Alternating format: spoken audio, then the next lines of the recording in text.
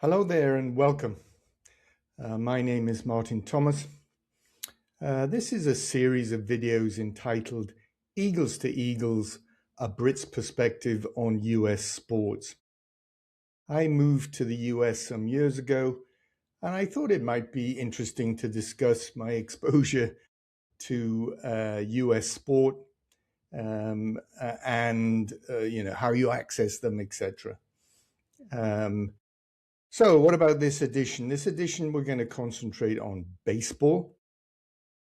But in addition, we're going to discuss the Eagles in the title, and that is the Philadelphia Eagles in the NFL in the US, and the Crystal Palace from the English Premiership and soccer, so British football. In addition, we'll briefly touch on the Soccer World Cup.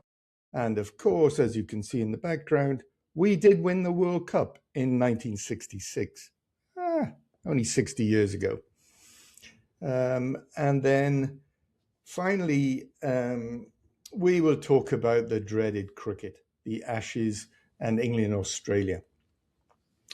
We will have an international guest, and that is my son, Joe Thomas, who lives in London and is a Crystal Palace season ticket holder.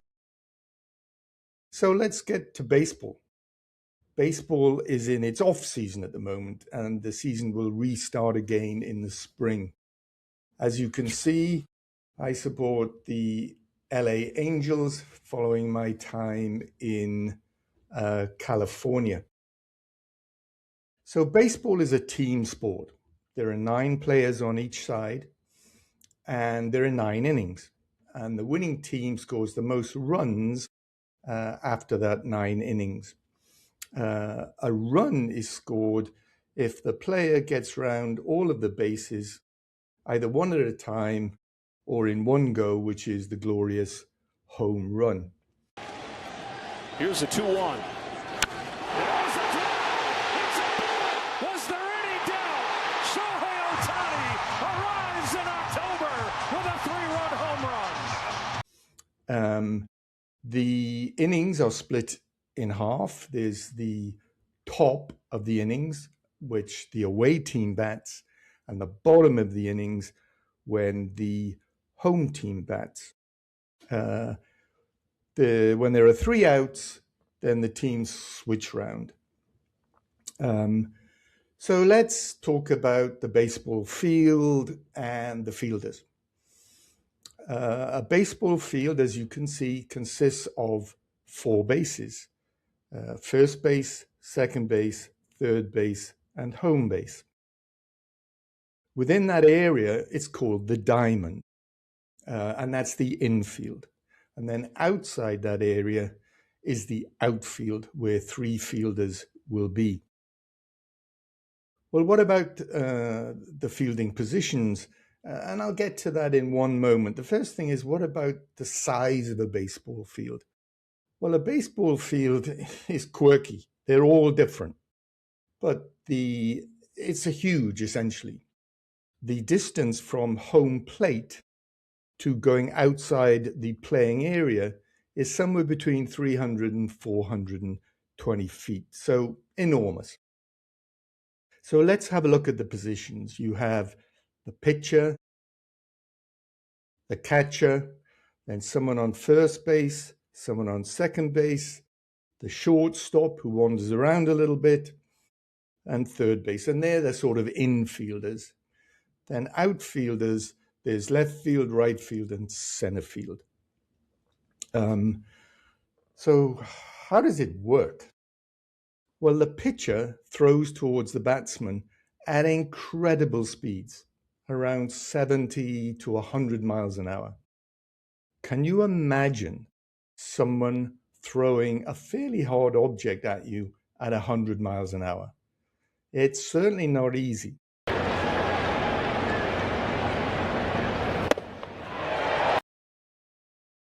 And occasionally, even to see the ball.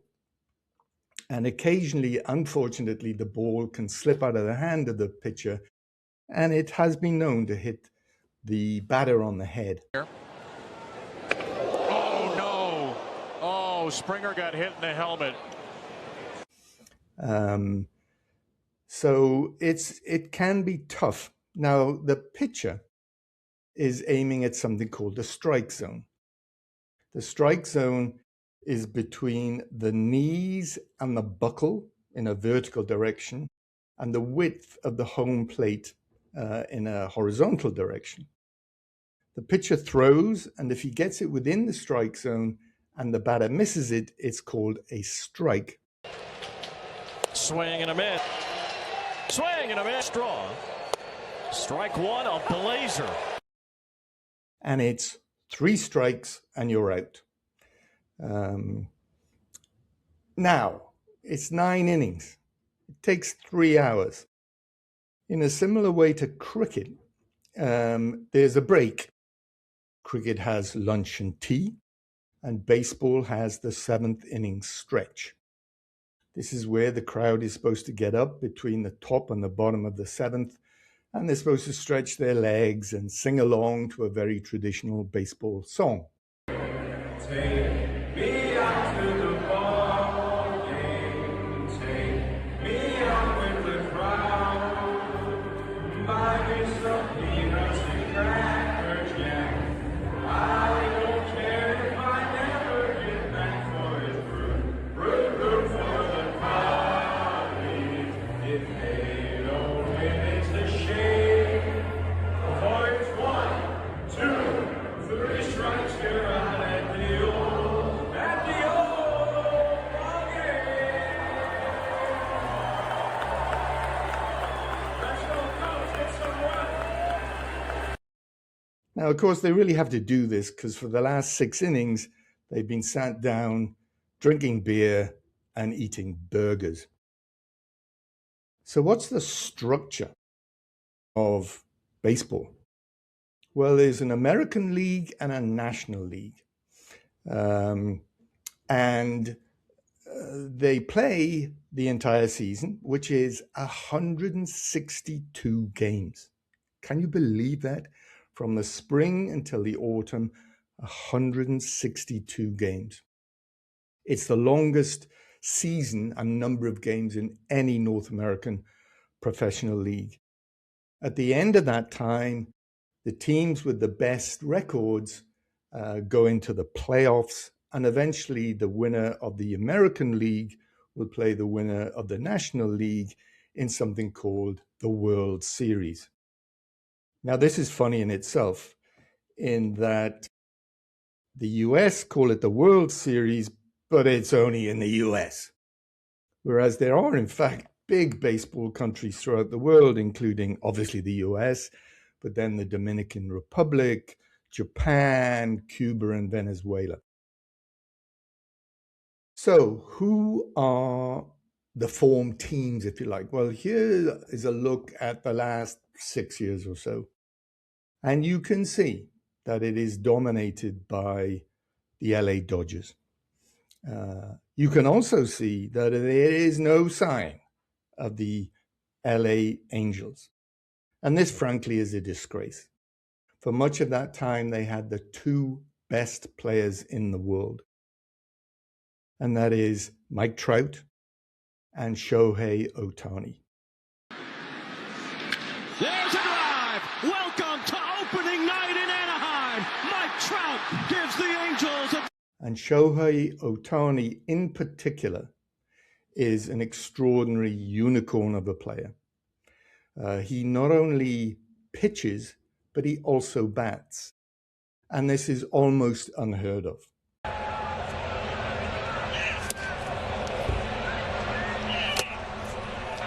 Not going.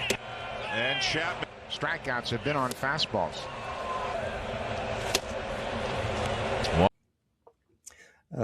And so he is something called the designated hitter. So I said 9 players, but in fact now it's really sort of 10 because the designated hitter bats and the pitcher generally doesn't bat. That isn't the case with Shohei Ohtani. Unfortunately, baseball has been dogged with major scandals over the years. These consist of gambling, cheating, and the use of performance-enhancing drugs. So what about gambling? Well, a very famous player called Pete Rose was banned for life for gambling on baseball results, including games he played in. Pretty damn crazy. Right now, at this very moment, there is a scandal going on where pitchers from the Cleveland Guardians have actually been indicted. So they're going to be prosecuted for leaking pitches to the gambling community. So the gambling community will know when the pitcher is deliberately trying to miss the strike zone or throw some sort of pitch. If they are found guilty, they can spend 70 years in jail. It's almost as bad as killing somebody. What about cheating? Well, the Houston Astros were found to be using electronic devices to pick up the signals between the catcher and the pitcher. The catcher signals to the pitcher, or used to before they had the headphones, what sort of pitch to pitch. And then, in addition, the pitchers have got into big trouble until recently when they were using various sticky substances on their hand in order to improve the way the ball would swing. Just as a reminder, a baseball game is played with a round ball and a round bat, whereas cricket is played with a flat bat and a round ball. I think cricket is much more predictable. It's a little bit random with baseball as to where the ball will go. Okay, let's come to performance-enhancing drugs. Baseball Professional League was started in about 1900. No testing at all pre-2000, and those were what is called the steroid years, where many major famous people were, I'm sure, full of steroid. In 2003, some random testing came up, which is anonymous, and it found that 7 to 8% of players were full of steroid, essentially. Then testing started, including human growth hormone, and now the fines for being caught are huge. If you're caught once, it's 80 days. If you're caught twice, it's a whole season, 162. If you're caught a third time, then you are banned for life. Okay, so the baseball season will start in spring. The favorites, as usual, are the LA Dodgers, the Philadelphia Phillies, and the New York Yankees. Once more, you can see that there is no place for the LA Angels. So I guess I can take the shirt off. There we go. So we look forward to the new season and a miraculous turnaround for the LA Angels. So let's now come up to date. I'm going to let Joe in because I see Joe is waiting. Here we go. This is Joe. Yeah. Joe, I'm just going to describe the Philadelphia Eagles and then we'll move on to the other Eagle. So the last time the last time we spoke, the Eagles, Philadelphia Eagles, they were struggling. We had lost to Dallas, Chicago, and the Chargers. Our last two games were against the Raiders, who we destroyed, but frankly, they're rubbish. But then last night, we had a reasonable game beating the Washington Commanders. Our principal players are just beginning to look good again. That's Devontae Smith, Saquon Barkley, A.J. Brown, and Jalen Hurts. So we're getting there. And in fact, we clinched, Joe, you may know, we clinched the NFC East, which means we're definitely in the playoffs. At the moment, it looks as though we'll be third seed, and we will possibly be playing San Francisco in the playoffs. 2 games left, One is tough, and that's against the Buffalo Bills. And then the final game again is against Washington. So watch this space. We're still on track to potentially hold on to our Super Bowl World Championship. Okay, Joe, over to you. So the other Eagles, and I better take this one off. Eagles. So these are the Crystal Palace. So the last time we did a video, we were fourth. We'd just beaten Burnley and Fulham away. Everything was cruising. But I mentioned in the last video we were about to hit a ridiculous fixture congestion, which was going to test the squad. So, Joe, bring us up to date as to where we are right now. Yeah, so the last 2 weeks, what have we had since then? We won v Shelbourne, and then we lost to City, drew to Coops, and then lost yesterday against Leeds. I think we've hit a period that was always coming at some stage where the squad starts to break down a little bit. The lack of depth is showing, I think. I think yesterday's performance specifically was a long time coming. And it might actually be a blessing in disguise where a week or 2 weeks before January, there really is no choice but to invest in the squad. I thought, but I don't think it's been a bad period. I think the loss v City, we still played well. The draw v Coops, we got to see 16-year-olds, 18-year-olds play. Tell us a bit more, Joe. Tell us a bit more about that. I mean, we had a game on the Thursday and then a game on the Saturday. So what did our manager decide to do? Yeah, it's unheard of, really, that sort of schedule, which is also, it feels like you're getting punished for an achievement, for winning a trophy, you get punished for it, which is a whole different conversation, I guess. But so, yeah, Glasner decided to 2 games in 48 hours. I'm either going to start youngsters in the cup game or the league game, and he went for starting a bunch of youngsters against Coops, which was great to see. I think he still thought he put enough in the squad to win the game. I don't think he was sacrificing the game. But then he went for the full strength team v Leeds, which ironically we then lost in.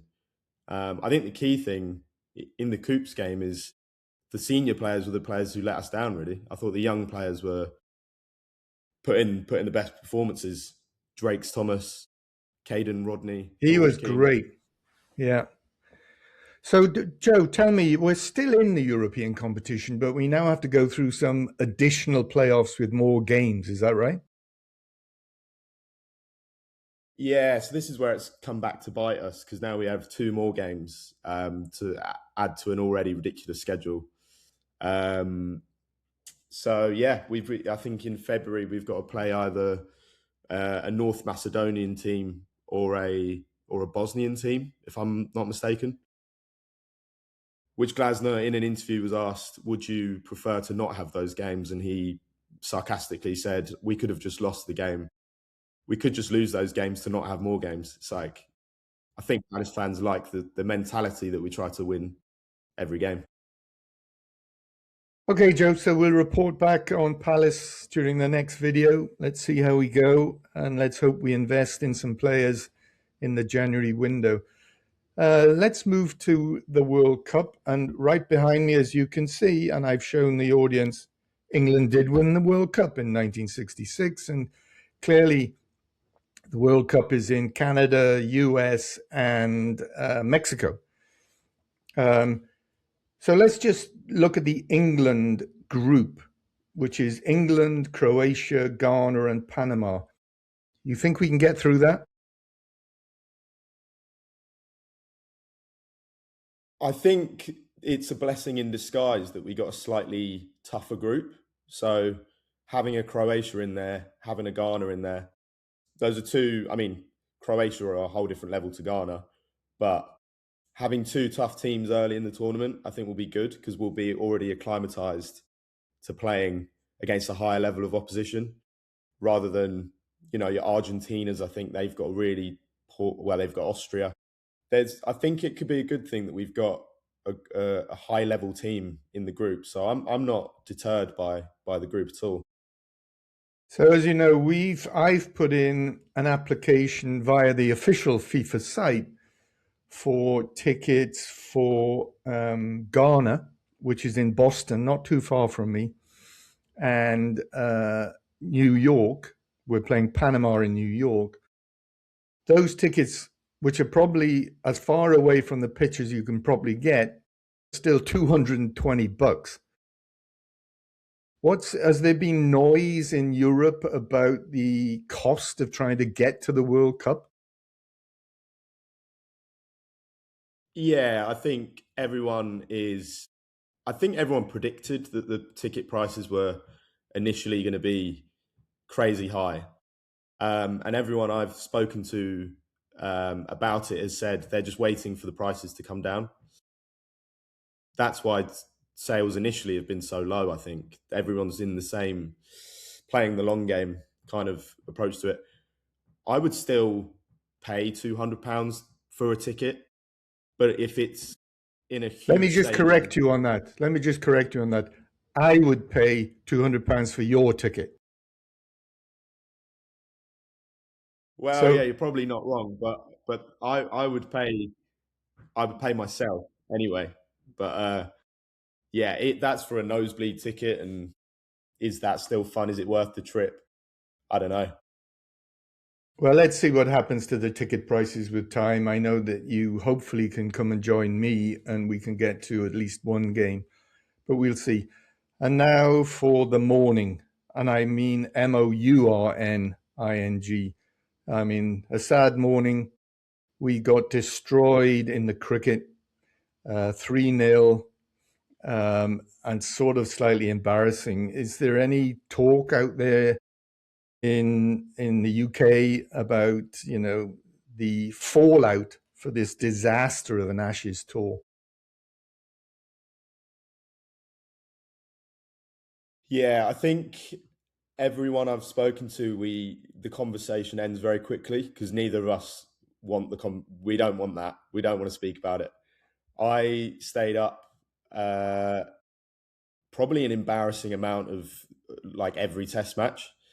I remember, I think it was this test actually where Stokes and Archer were unbeaten overnight, and Archer who never gets any runs. He's not a batsman, and he was unbeaten on 30. Stokes was on 40 odd, and I thought that there was this chance of redemption. Every time in this series that it's felt like some momentum starting, it just gets snatched away from you. Yeah, I think most of the noise has been about batsmen batting stupidly, getting themselves out. Harry Brook has had some like unforgivable dismissals. So yeah, it's a sore one, definitely a sore one. So I guess Bazball is done. Will the coach survive this, do you think?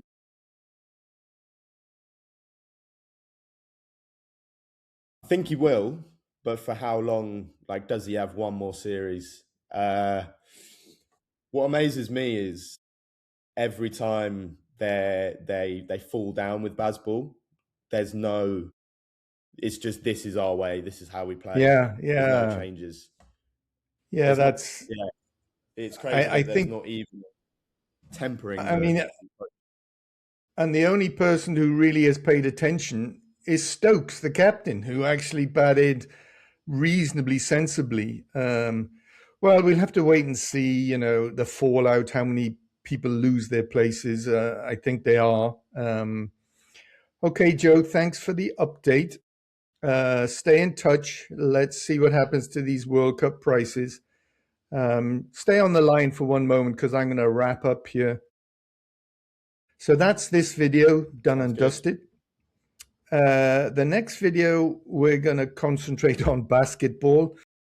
I have to say, not my expert topic. And as usual, my team, when I was in California, was the Clippers, and they are doing disastrously in the basketball.